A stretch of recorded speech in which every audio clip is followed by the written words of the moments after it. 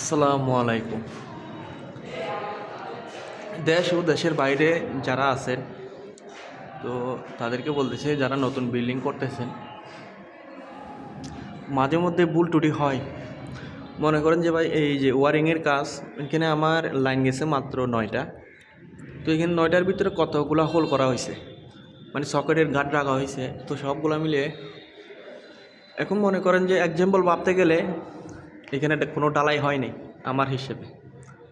আপনাদের হিসেবে আমি জানি না, কিন্তু আমার হিসেবে এখানে ডালাই হয় নাই। কারণ এখানে যতগুলো পাইপ চালা হয়েছে অতগুলোর ভিতরে কোনো আমি দেখতেছি না যে উপরে ডালাই আছে বা নিচেও ডালাই আছে।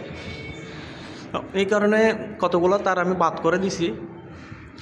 বাদ করে দেওয়াতে এখানে যে বাদ বাকি যেগুলো দেখতেছেন, এই যে কাটাকুটা এগুলো দেখতেছেন, এই পাইপটা কালো পাইপটা এগুলো আবার স্পেশাল লাইন টানা হয়েছে ওই কানাগুলো বাদ দিয়ে। তো এগুলো আমি এখন ক্লিয়ার করে নিছি, 4-5 দিয়ে বাইঙে ক্লিয়ার করে নিছি।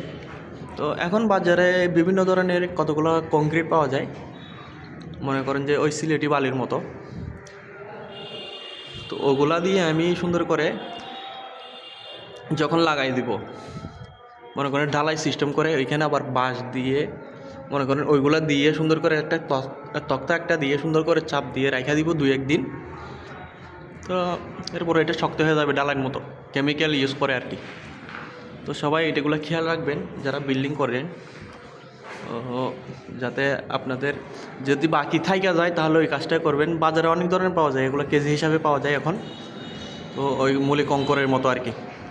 তো এগুলা দিয়ে এটা ফিনিশিং করে সুন্দর করে নিয়ে নেবেন, যাতে আপনার বিল্ডিংটা পরবর্তী যাতে এটা ফাটল না দেখায়। আসসালামু আলাইকুম।